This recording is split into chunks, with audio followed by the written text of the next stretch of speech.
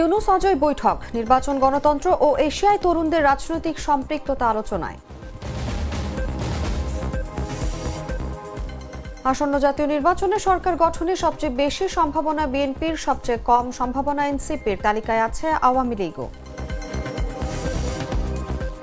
Hotel, flat, ছাত্রাবাসায় Awami League কর্মী থাকলে তথ্য দিন, নাম পরিচয় গোপন রাখা হবে বললেন ডিএমপি। ট্রাম্পের সঙ্গে আরব মুসলিম নেতাদের বৈঠক ফলপ্রসূ হয়েছে জানালেন এরদোয়ান। ট্রাম্পও করেছেন ইতিবাচক মন্তব্য। এবং ফুরফুরে বাংলাদেশের আজ ভারত পরীক্ষা, এশিয়া কাপের ফাইনালের মিশনে আজ ভারতের মুখোমুখি টাইগাররা।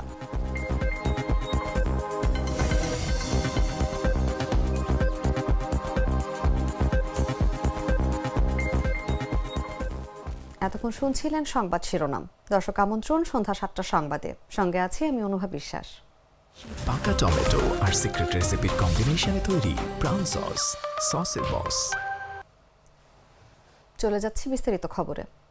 প্রধান উপদেষ্টা ডক্টর মোহাম্মদ ইউনূসের সঙ্গে সাক্ষাৎ করেছেন বিশ্ব ব্যাংকের প্রেসিডেন্ট অজয় বঙ্গ।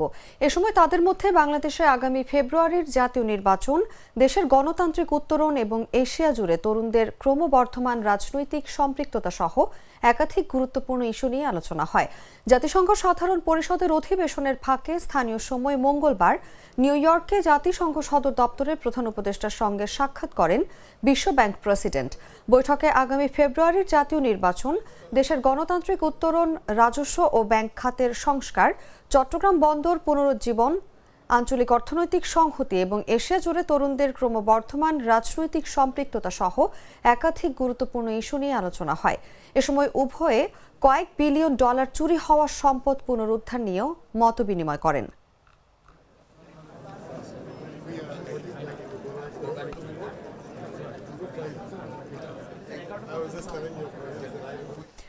আসন্ন জাতীয় নির্বাচনে ভোটারদের মতামত জানতে জরিপ চালিয়েছে বেসরকারি পরামর্শ প্রতিষ্ঠান ইনোভেশন কনসাল্টিং। জরিপের তথ্য অনুযায়ী ভোটারদের মতে পরবর্তী সরকার গঠনে সবচেয়ে বেশি সম্ভাবনা আছে বিএনপির। বুধবার রাজধানীর আগারগাঁও আর্কাইভ ভবনে আয়োজিত এক অনুষ্ঠানে এই জরিপের ফলাফল তুলে ধরেন প্রতিষ্ঠানটির ব্যবস্থাপনা পরিচালক মোহাম্মদ রুবায়েত সরওয়ার। সংস্থাটি তাদের people's election pulse survey round 2 এর দ্বিতীয় অংশের ফলাফল প্রকাশ করে। জরিপের তথ্য অনুযায়ী ভোট দেওয়ার সিদ্ধান্ত নিয়েছেন এমন অংশগ্রহণকারীদের মধ্যে জনপ্রিয়তার শীর্ষে রয়েছে বিএনপি। দলটির পক্ষে সমর্থন জানিয়েছেন 41.30% ভোটার। এরপরই রয়েছে জামায়াতে ইসলামী, যাদের প্রতি 30.30% ভোটারের সমর্থন দেখা গেছে। গেল বছরের গণ অভ্যুত্থানে ক্ষমতাচ্যুত আওয়ামী লীগ তৃতীয় স্থানে আছে, যাদের ভোট 18.80%। নতুন রাজনৈতিক দল জাতীয় নাগরিক পার্টি 4.10% ভোটারের সমর্থন নিয়ে তালিকায় চতুর্থ স্থানে রয়েছে। ভোটারদের মতে পরবর্তী সরকার গঠনে সবচেয়ে বেশি সম্ভাবনা আছে বিএনপির। 40% ভোটার মনে করেন বিএনপি সরকার গঠন করবে। অন্যদিকে 23.3% ভোটারের ধারণা জামায়াত সরকার গঠন করতে পারে। 12.1% ভোটার মনে করেন আওয়ামী লীগ আবার সরকার গঠন করবে। নতুন দল এনসিপির সরকার গঠনের সম্ভাবনা আছে বলে মনে করেন 3.8% ভোটার। হয়েছে 18.8, এনসিপি 5.1, 4.1। জেনজি ভোটারের সংখ্যা কম। দেখেন সবুজ অংশ যেটা আপনার বিএনপির ক্ষেত্রে দেখা যাচ্ছে যে বয়স যত বাড়ে ভোটের সংখ্যা তত বাড়ে, এটা দেখতে পাচ্ছেন। বিএনপির ক্ষেত্রে বয়স যত বাড়ে ভোটের সংখ্যা তত বাড়ে। আওয়ামী লীগের ক্ষেত্রে ঢাকার আবাসিক হোটেল, ফ্ল্যাট ও ছাত্রাবাসে কার্যক্রম নিষিদ্ধ রাজনৈতিক দল আওয়ামী লীগের নেতাকর্মী থাকলে নগরবাসীকে তথ্য দিতে অনুরোধ জানিয়েছে ঢাকা মহানগর পুলিশ। যারা তথ্য দেবে তাদের নাম পরিচয় গোপন রাখা হবে বলেও জানিয়েছে পুলিশ। বুধবার বিকেলে ডিএমপি মিডিয়া সেন্টারে আয়োজিত সংবাদ সম্মেলনে এই তথ্য জানান ডিএমপির অতিরিক্ত police commissioner S N. Mohammad Nazrul Islam. ডিএমপির অতিরিক্ত পুলিশ কমিশনার বলেন, পুলিশ আবাসিক হোটেল, ফ্ল্যাট ও ছাত্রাবাসে রেইড দেওয়া হয়। গোয়েন্দা নজরদারি চলছে। অনেক ফ্ল্যাটে ফ্রি থাকছেন আওয়ামী লীগের নেতাকর্মীরা। জনগণ পুলিশকে তথ্য দিলে পুলিশ সেখানে গিয়ে আওয়ামী লীগের নেতাকর্মীদের আটক করবে। তাদের গ্রেফতার করলে পরবর্তীতে ঝটিকা মিছিলের সংখ্যা কমে যাবে। যারা তথ্য দেবেন তাদের নাম পরিচয় গোপন রাখা হবে।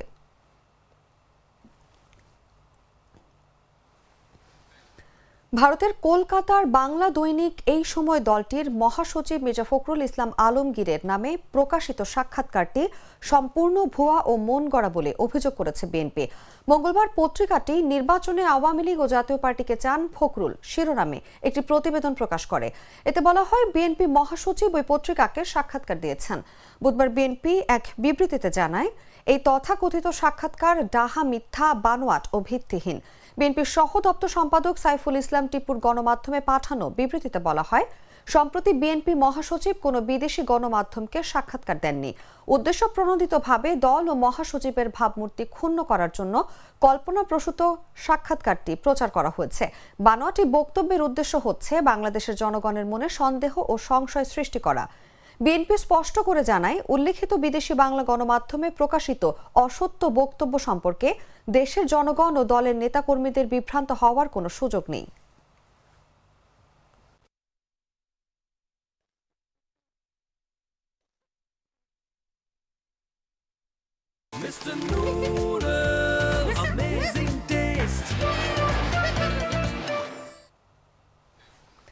রাজশাহী বিশ্ববিদ্যালয়ের শিক্ষক লাঞ্ছিতের ঘটনায় জড়িতদের বিরুদ্ধে ব্যবস্থা নিতে প্রশাসনকে 7 দিনের আলটিমেটাম দিয়ে চলমান কমপ্লিট শাটডাউন প্রত্যাহার করেছেন কর্মকর্তা-কর্মচারীরা।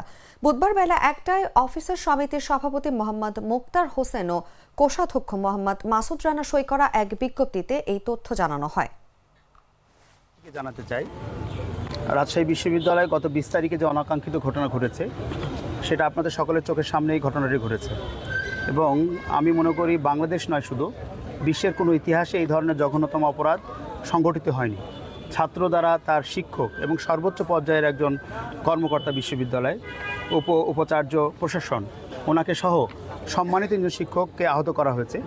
পাশাপাশি আপনি জানেন যে আমাদের কর্মকর্তাদের মধ্যে 3 জন কর্মকর্তা আহত এবং মুসলমানদের যে অন্যতম লেবাস এবং একটা বিশ্বাসের প্রতীক দাড়ি এবং নবী সুন্নত, সে দাড়ি ধরে টেনে তাকে ধর্ম অবমাননা করা হয়েছে, আপনারা সকলে জানেন। তারই পরিপ্রেক্ষিতে আমরা আমাদের কমপ্লিট শাটডাউন দিয়েছিলাম। গতকাল 23 তারিখ 12টার সময় প্রশাসনের ঊর্ধ্বতন কর্মকর্তা যারা ছিলেন, প্রভিসি স্যারের নেতৃত্বে আমরা আমাদের সাথে অফিসার সমিতির সাথে আলোচনা হয়। আজকে দুপুর 1টার সময় 24 তারিখ আমরা আমাদের শাটডাউন কর্মসূচি প্রত্যাহার করে নিয়েছি। আপাতত স্থগিত করেছি এই কারণে যে আমরা চাই, আসলে আমরা কখনোই কোনোভাবেই কোনো আন্দোলনে যেতে চাই। রোজকার সাধারণ খাবার এখন হবে অসাধারণ। প্রাণ স্বাদের মশলা, স্বাদ বাড়ায়, ঘ্রাণ ছড়ায়। জানাবো আন্তর্জাতিক সংবাদ।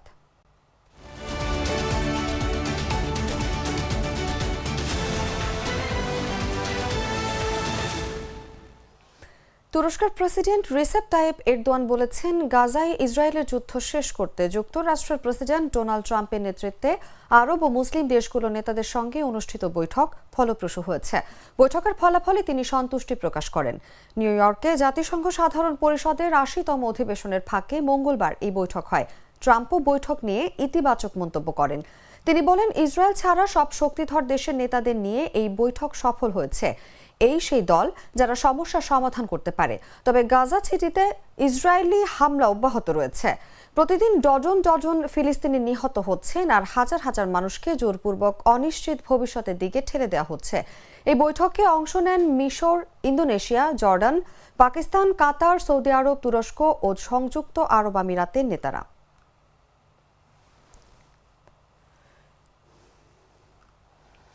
চলতি বছরের বিশ্বের সবচেয়ে শক্তিশালী গ্রীষ্মমণ্ডলীয় ঘূর্ণিঝড় সুপার টাইফুন রাগাসার আঘাতে তাইওয়ানে 18 জনের মৃত্যু হয়েছে। নিখোঁজ রয়েছেন 124 জন। এদিকে বুধবার হংকংয়ে রাগাসার প্রভাবে শক্তিশালী বাতাস এবং মুষলধারে বৃষ্টিপাত অব্যাহত রয়েছে। সর্বোচ্চ সতর্কতা জারি করেছে হংকং কর্তৃপক্ষ। বুধবার দমকল বিভাগ জানায়, টাইফুনের আঘাতে তাইওয়ানের পূর্বাঞ্চলীয় হুয়ালিয়ান কাউন্টিতে পাহাড়ের একটি ব্যারিয়ার হ্রদের পানি উপচে একটি শহর প্লাবিত হয়। এতে অন্তত 14 জনের মৃত্যু হয়। নিখোঁজ রয়েছেন শতাধিক মানুষ। নিহত এবং নিখোঁজরা সকলেই ফুয়াংফুতে ছিলেন, যেখানে পানি নদীর উপর একটি প্রধান সড়ক সেতু ভাসিয়ে নিয়ে যায়। সোমবার থেকে তাইওয়ানের সুপার টাইফুন রাগাসা আঘাত হানে। তাইওয়ানের ব্যাপক ধ্বংসযজ্ঞ চালিয়ে তা চীনের দক্ষিণ উপকূল এবং হংকংয়ের দিকে এগিয়ে যেতে থাকে। এরই মধ্যে হংকংয়ের রাস্তাঘাট সৈকত প্লাবিত হয়েছে। শত শত ফ্লাইট বাতিল করা হয়েছে বলে জানা গেছে। বেশ কয়েকটি আশ্রয় কেন্দ্র খোলা হয়েছে।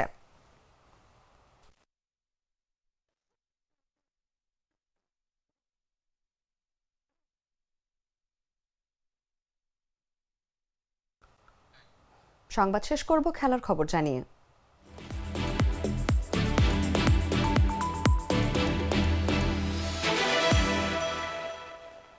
এশিয়া কাপের সুপার 4-এ আজ ফাইনালের টিকেটের লড়াইয়ে ভারতের মুখোমুখি বাংলাদেশ। বুধবার দুবাই আন্তর্জাতিক ক্রিকেট স্টেডিয়ামে বাংলাদেশ সময় রাত 8:30টায় শুরু হবে ম্যাচটি। দুই দলই জয়ের জন্য মরিয়া হলেও কাগজে কলমে এবং পরিসংখ্যানে অনেকটাই এগিয়ে আছে টিম ইন্ডিয়া। অতীতের ফলাফল বলছে এই দ্বৈরথে একতরফা আধিপত্য দেখিয়ে এসেছে ভারত। তবে মাঠের লড়াই যে সবসময় পরিসংখ্যান মেনে চলে না, সেটাও প্রমাণের সুযোগ থাকছে বাংলাদেশের সামনে। টি-20 ফরম্যাটে এখনো পর্যন্ত 17 বার মুখোমুখি হয়েছে ভারত ও বাংলাদেশ। তার মধ্যে 16 বারই জিতেছে ভারত। শুধু একটি ম্যাচে জয়ের স্বাদ পেয়েছে টাইগাররা, তাও বছর 6 আগে। শেষবার দুই দল টি-20তে মুখোমুখি হয়েছিল 2024 সালে হায়দ্রাবাদে। সেই ম্যাচে 133 রানের বিশাল জয় পায় ভারত। এশিয়া কাপে ওয়ানডে ও টি-20 ফরম্যাট মিলিয়ে মোট 15 বার মুখোমুখি হয়েছে ভারত বাংলাদেশ। এর মধ্যে 13 বার জিতেছে ভারত, অপরদিকে বাংলাদেশ জয় পেয়েছে মাত্র 2 ম্যাচে।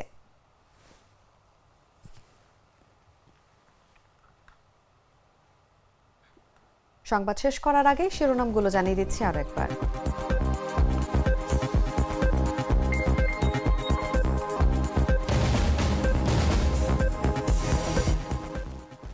ইউনূস অজয় বৈঠক, নির্বাচন, গণতন্ত্র ও এশিয়ায় তরুণদের রাজনৈতিক সম্পৃক্ততা আলোচনায়। আসন্ন জাতীয় নির্বাচনে সরকার গঠনে সবচেয়ে বেশি সম্ভাবনা বিএনপির, সবচেয়ে কম সম্ভাবনা এনসিপির, তালিকায় আছে আওয়ামী লীগও। হোটেল, ফ্ল্যাট, ছাত্রাবাসে আওয়ামী লীগ কর্মী থাকলে তথ্য দিন, নাম পরিচয় গোপন রাখা হবে বললেন ডিএমপি। ট্রাম্পের সঙ্গে আরব মুসলিম নেতাদের বৈঠক ফলপ্রসূ হয়েছে জানালেন এরদোয়ান। ট্রাম্পও করেছেন ইতিবাচক মন্তব্য।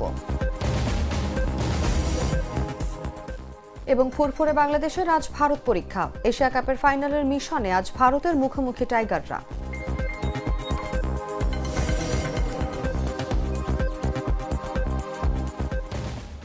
দর্শক, এই ছিল এখনকার মতো। প্রতি মুহূর্তে সর্বশেষ খবর জানতে ভিজিট করুন jagonews24.com। ফলো করুন আমাদের ভেরিফাইড ফেসবুক পেজ এবং সাবস্ক্রাইব করুন জাগো নিউজের ইউটিউব চ্যানেল। ধন্যবাদ সবাইকে।